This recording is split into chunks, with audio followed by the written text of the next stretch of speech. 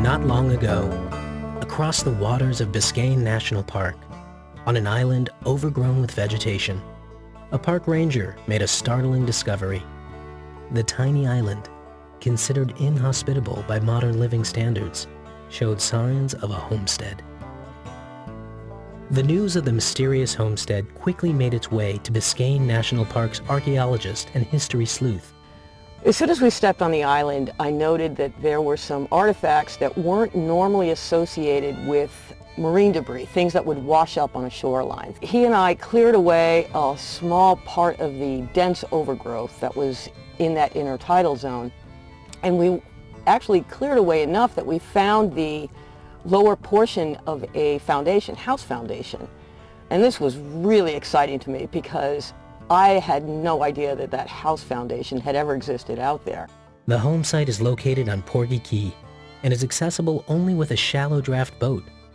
Brenda returned to the island over the next few weeks and cleared away more brush.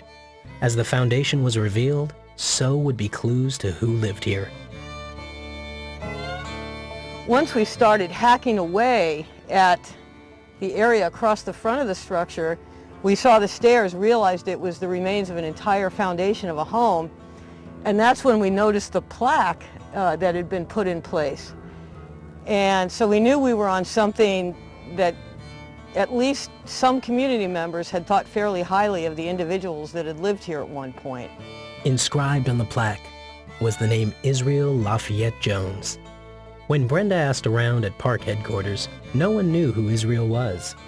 But she was told about a black gentleman named Lancelot Jones, who lived on the island when Biscayne National Monument was formed in 1968. At the time, I had extremely limited resources to be able to devote any sort of historical research or archaeological investigation into trying to unfold the mystery of who this site actually belonged to and why it was important to community members. As luck would have it, senior high school students from Homestead Senior High School Social Science Honor Club was looking for a service learning project as part of their school curriculum. The students' initial research in local archives uncovered an obituary about the philosopher of Porgy Key, a man named Israel Jones, known to his friends and admirers as Parson Jones. Then, the most fortuitous development occurred. In 2003, a PhD scholar named Dr. Carolyn Finney showed up at Brenda's office at Biscayne National Park. She actually showed up in the park one day wanting to conduct a visitor survey on blacks and how they related to the environment.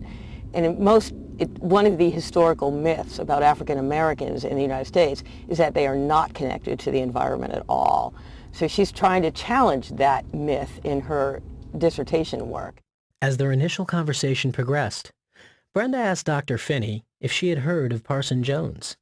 Dr. Finney was immediately intrigued, and Brenda recruited her as the perfect person to fully research the man they called Parson Jones. What I started to do was actually read all the material that already existed. I mean, the first thing I had to recognize is actually I had a treasure trove of material, both that the high school kids had collected, as well as diaries from people who had lived at that time and who wrote about the family and wrote very specifically about Parson Jones, lots and lots of newspaper articles. So I literally sat down and started reading through everything. Dr. Finney first traveled to North Carolina, where Parson Jones was born, to access important slaveholding records. Her research then brought her to Jacksonville. The obituary mentioned that Parson Jones spent some time there, and as Dr. Finney dug through the records, Brenda dug out the homestead site. By excavating and cleaning the foundation, Brenda was able to piece together the presence of a very advanced structure. At some point after Hurricane Andrew, the massive pillars that once stood on the corners of the porch fell down, and this is actually the remains of them now. They almost look like seats. I think people who do visit the site come and use them for seats. But this would have been a screened-in porch area here. And then this would have been the entrance to the main portion of the house.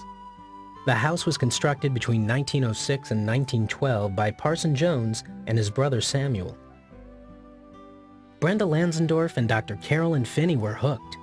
With each new fact uncovered came a clearer picture of this fascinating man. Israel Lafayette Jones was born in 1858 in Raleigh, North Carolina. His father was listed in North Carolina archives as a land laborer, which was another way of saying a slave.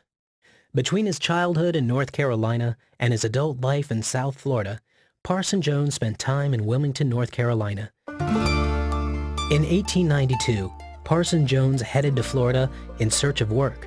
At first, he tried his hand at growing oranges in Orlando, but was unsuccessful due to a freeze.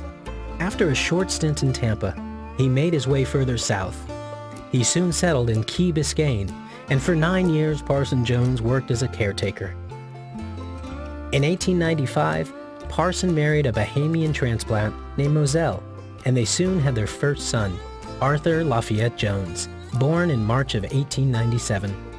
Their second son, Lancelot Garfield Jones, was born almost a year and a half later in October of 1898. He got interested in the pineapples up here. All this was, Elliott Key was just beautifully cultivated in pineapples, and he had a month off, June each year, for vacation. So he'd sail down through and meet these people, and everybody was so joyful about their pineapple business. And so he said, well, now, gee whiz, I have a couple of dollars. I want to do something aside from being a caretaker. So he inquired of these people along, did they know anyone here was interested, would be interested in selling some of their property so he could get started in the pineapple culture himself. Parson Jones bought Porgy Key for $300. But in those days, for a black man to go up to a white man and say, I want to be able to buy this land, because and for me it's important to remind us that also means I'm saying I want to be able to have the freedom to do what I want to do. Are you going to allow me to do that if I give you the right price? To me, one of the greatest elements to this story is that typically when you think about black history and what's being taught to our school children, even today, it's usually stories about oppression and subjugation, and it's very negative, and there's a reason for that, but it leads us to think that that's the entire history of African American experience in the United States. What's great about this story is here's this man who is historically significant because of his work ethics, because of his morality, because of his values, because of his philosophy towards life. So he lived during a contentious time in history. The color of his skin, the fact that he started off with no money in his pocket, and he decides to carve out a place for himself, literally to carve out a place for himself in the South, where there's facts to show that he probably wasn't welcome with open arms, but he was going to do it anyway, and make it work for himself and his family, and I would guess to say as well for his community. It tells me something about what we can imagine for ourselves in place. Parson Jones died in 1932 when he was 73 years old. Moselle had died 5 years prior. Upon his death, Parson left the islands to his two sons, Arthur and Lancelot. The house that Lancelot had grown up in burned down in the 1980s, but Lancelot built a caretaker shack and stayed there until the day before Hurricane Andrew hit in 1992. When the hurricane flattened everything, he finally left his home on the island to never return. Lancelot Jones died in 1997 in Miami from natural causes. The Jones family, through the direction of Lancelot, completed one final business deal that would contribute to their legacy in South Florida. Lancelot Jones sold his property to the National Park Service rather than making 3 times as much had he sold it to developers. In 1968, when Biscayne National Monument was formed, it was in essence a show that the preservationists won the battle between the developers and themselves. Lancelot Jones was an integral part to that because he sold his property to the Department of Interior with the understanding is that he could live the remainder of his years on the island. Currently, The Jones site is deteriorating rapidly. Brenda's plan is to first stabilize the site. This will not only help to preserve what is left, but it will ensure that the future visitors have a safe experience. It will take time, and it will take money. But Brenda is confident that the community will come together to preserve this historic place. Biscayne National Park is located in South Florida, which is wildly ethnically diverse. And cultural resources, natural resources, if we can instill that sense of ownership among our community members, then the park visitors will begin to closer reflect the demographic constituents of the communities that they're in. This glimpse into the story of the philosopher of Porgy Key is an encouragement to any who hear the tale. The man who inspired so many during his lifetime continues to inspire. For everyone who fights for a better life, for every person who is up against insurmountable odds, for those who buck the system, need only remember the life of Parson Jones and know that anything is possible.